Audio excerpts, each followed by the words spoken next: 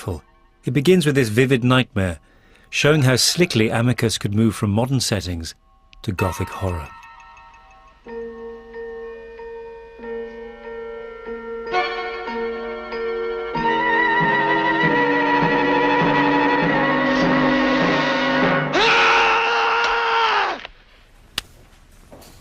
Hammer, by contrast, was struggling to keep up with the times.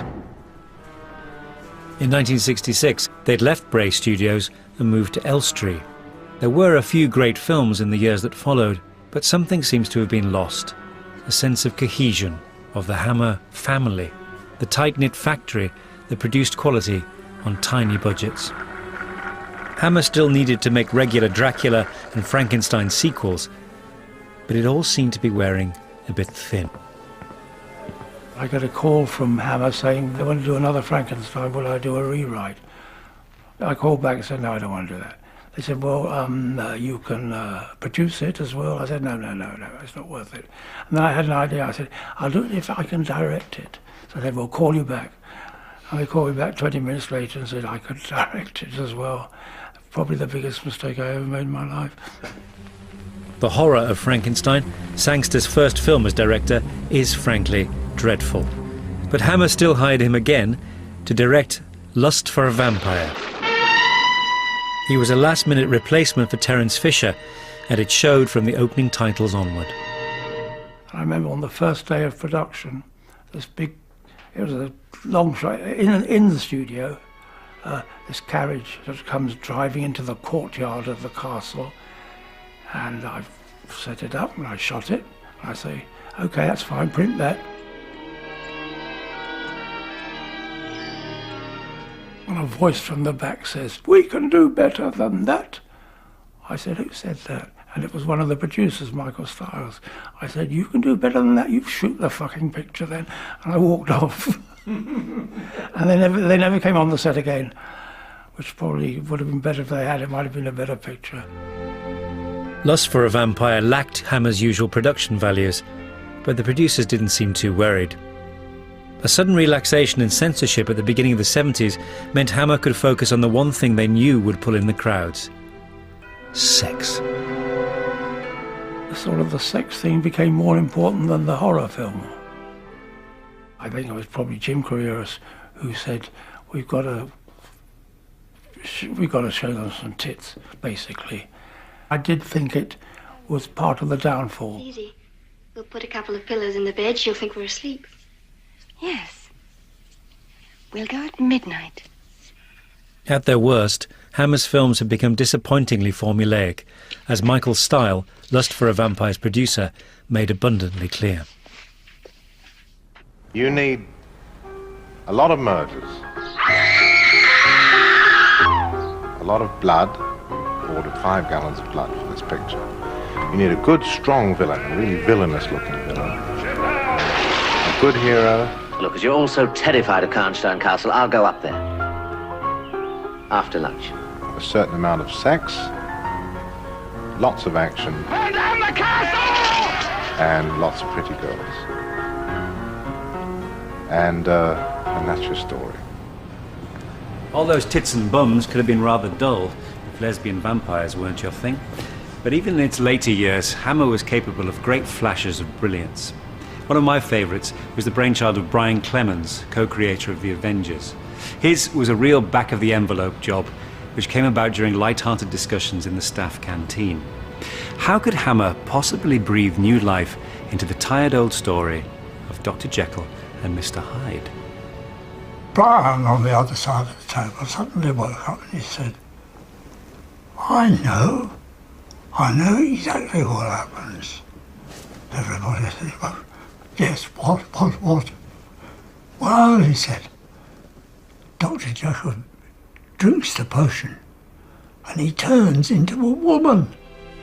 And so was born Dr. Jekyll and Sister Hyde.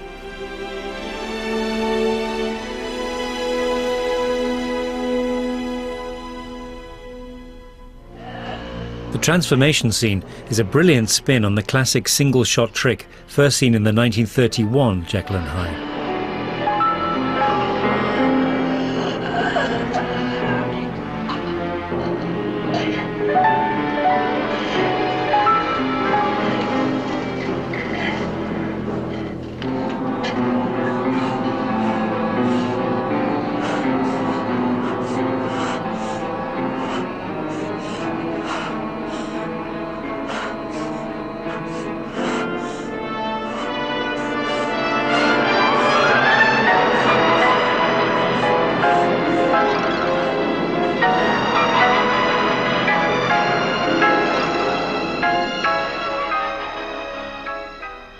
And then we had the casting, which was magical.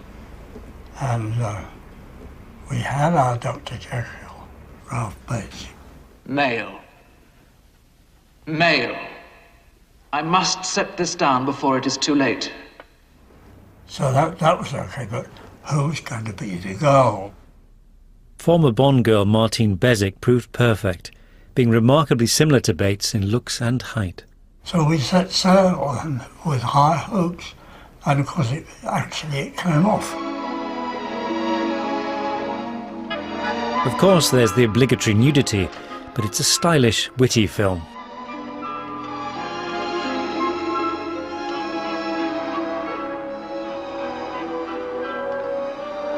I'm sorry.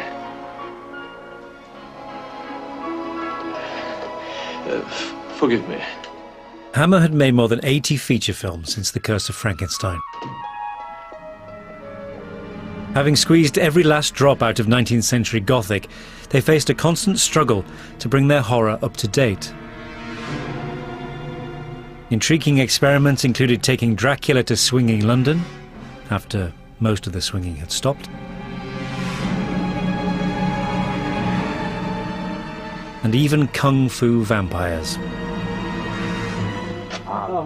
But they failed to capture the audience's imagination, and horror's greatest stars seem to have little enthusiasm for these modern makeovers.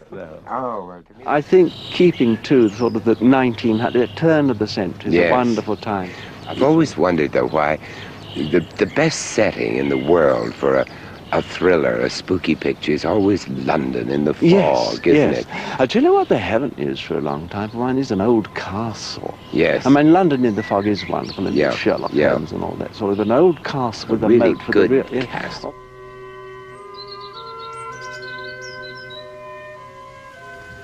The coming years saw a decline in British horror, which proved pretty much irreversible, but there were some fascinating final flourishes. From the late 60s, a new generation of British directors avoided the Gothic clichés by stepping even further away from the modern world.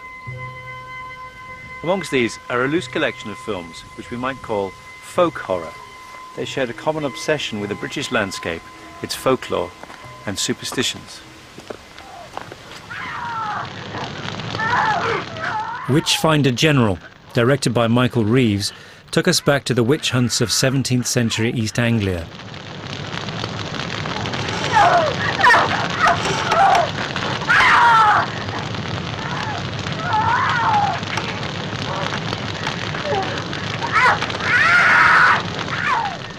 It may have cast horror legend Vincent Price in the lead role, but this was new territory, dark and nihilistic.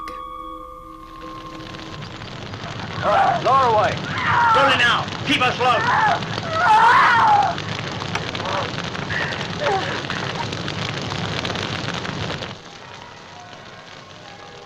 Without a doubt, the best known of this group of films is The Wicker Man.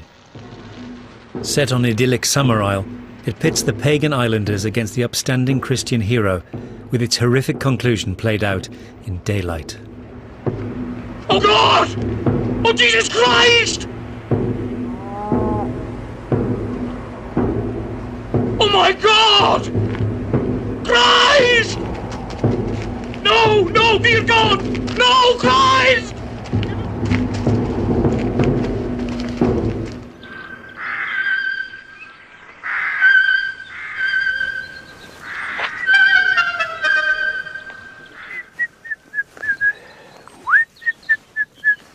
The Wicker Man may have become the cult film, and Witchfinder General may have grabbed most of the critical plaudits, but there's another film which I think deserves much wider appreciation. What makes it so special? Well, let's just say there aren't many films set in the reign of William and Mary in which the devil rebuilds his body by harvesting the skin of children.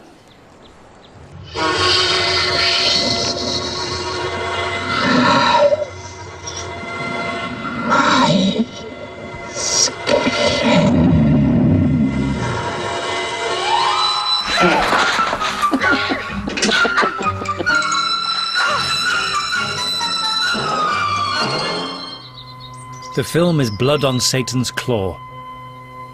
and its director Piers Haggard also drew inspiration from the countryside of the home counties. You know, sometimes on a project everything clicks. Well, it clicked because here we have a beautiful valley. We have ploughing sequence, you know, they're farmers and it's a rural community. And here in the bowl of the valley is the church. And we needed a church because it's got Satan in it, you know, so we needed a bit of... You need the opposite. You need the opposite, and it's amazingly, as it was really, this is the focal point of the film really, what happens here.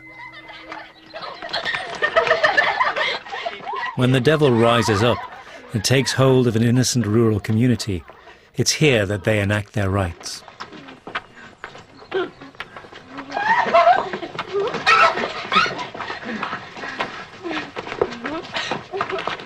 What kind of a horror film were you setting out to make?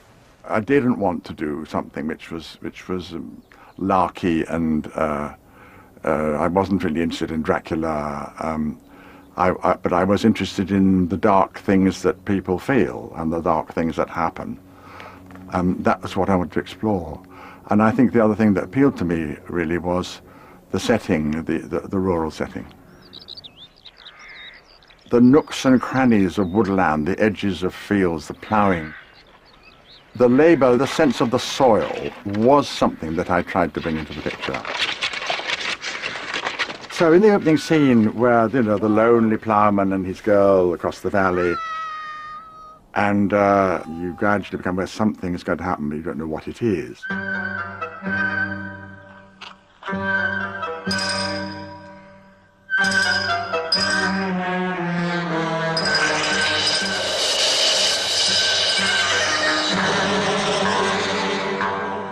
And from the moment that you do see this eye in the earth, and, it was important for me for the rest of the film to have the camera often very low.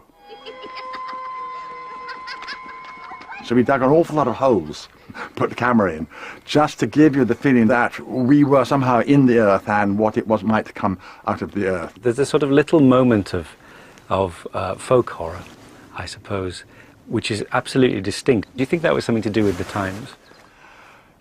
This is very interesting, this. I think